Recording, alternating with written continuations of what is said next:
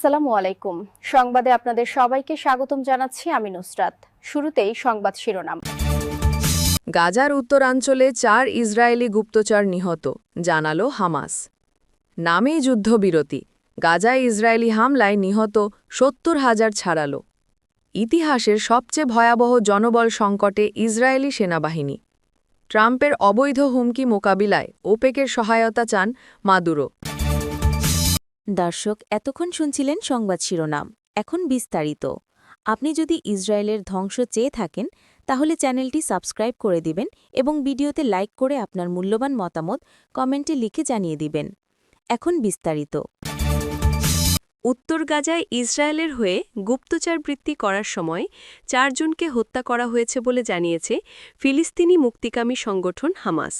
সোমবার ১ December official Telegram চ্যানেলে দেওয়া বিবৃতিতে সংগঠনের সামরিক শাখা কাসাম ব্রিগেডস বলেছে, শত্রু ইসরায়েলের হয়ে কাজ করা এবং হামাসের একজন সদস্যকে অপহরণের চেষ্টা করা ৪ জন গুপ্তচরকে গাজায় হত্যা করা হয়েছে।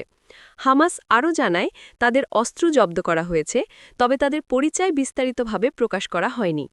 তুর্কি ভিত্তিক টিআরটি ওয়ার্ল্ড জানিয়েছে, এই প্রতিবেদনের বিষয়ে ইসরায়েলি সেনাবাহিনীর পক্ষ থেকে তাৎক্ষণিকভাবে কোনো মন্তব্য পাওয়া যায়নি।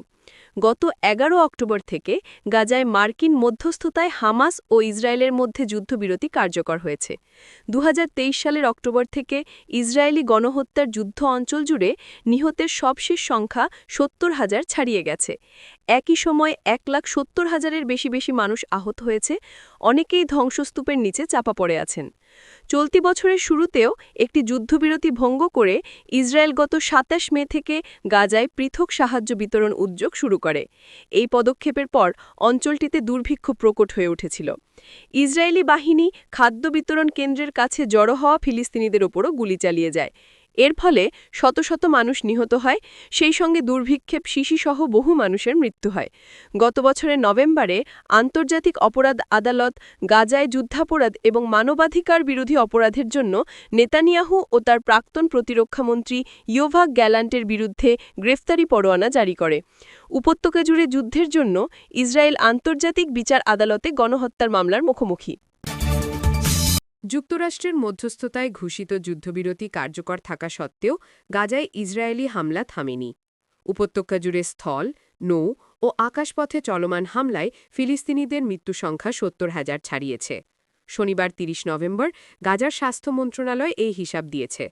মন্ত্রণালয়ের তথ্য অনুযায়ী ২০৩০ সালের ৭ অক্টোবর যুদ্ধ শুরুর পর থেকে এখন পর্যন্ত অন্তত ৭০,১০০ ফিলিস্তিনি নিহত হয়েছেন। আহত হয়েছেন ১,৭০,৯০০-র বেশি মানুষ।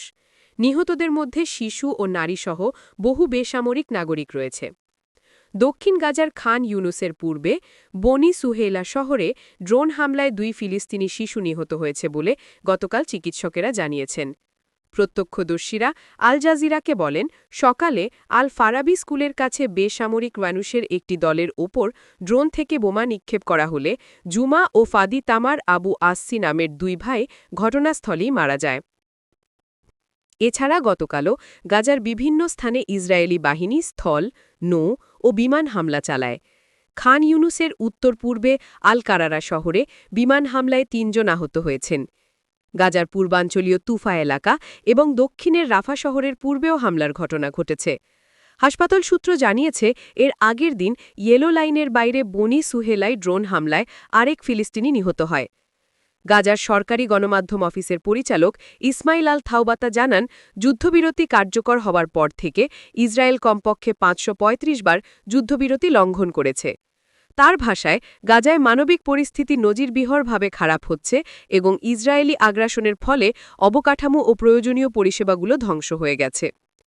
আন্তর্জাতিক বিরতির মধ্যেও হামলা অব্যাহত থাকায় পরিস্থিতি আরও জটিল হয়ে পড়ছে বলে মানবিক সংস্থাগুলো সতর্ক করে আসছে।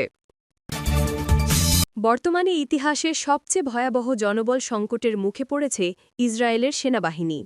দেশটির রিজার্ভ জেনারেল ও সামরিক বিশ্লেষক ইতজাক ব্রিক তার মতে, অব্যাহত যুদ্ধ ও কর্মকর্তাদের বাহিনী এড়িয়ে যাওয়ার মনোভাবের কারণে দেশটির সেনাবাহিনী এখন ইতিহাসের সবচেয়ে বড় জনবল সংকটে পড়েছে।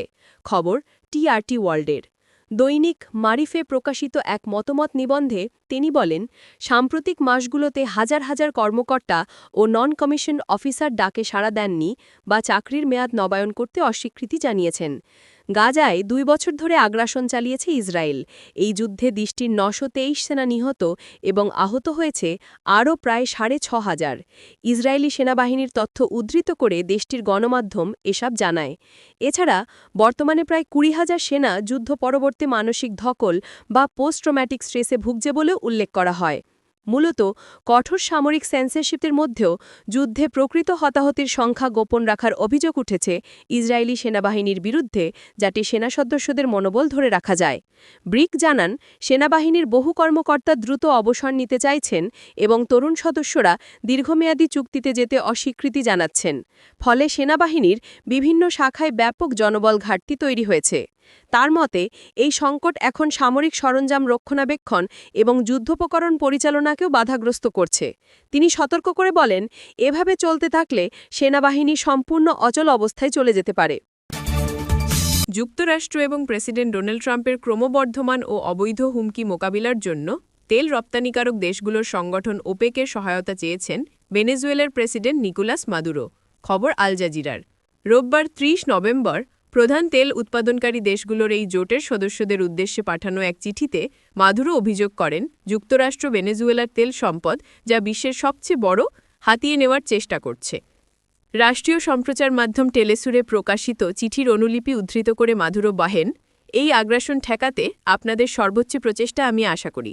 এটি দ্রুত বৃদ্ধি পাচ্ছে এবং আন্তর্জাতিক জ্বালানি বাজারের ভারসাম্যের জন্য গুরুতর হুমকি তৈরি করছে, যা হোক উৎপাদক কিংবা ভোক্তা দেশ। আপনি যদি আমাদের চ্যানেলে নতুন হয়ে থাকেন তাহলে চ্যানেলটি সাবস্ক্রাইব করে দিন।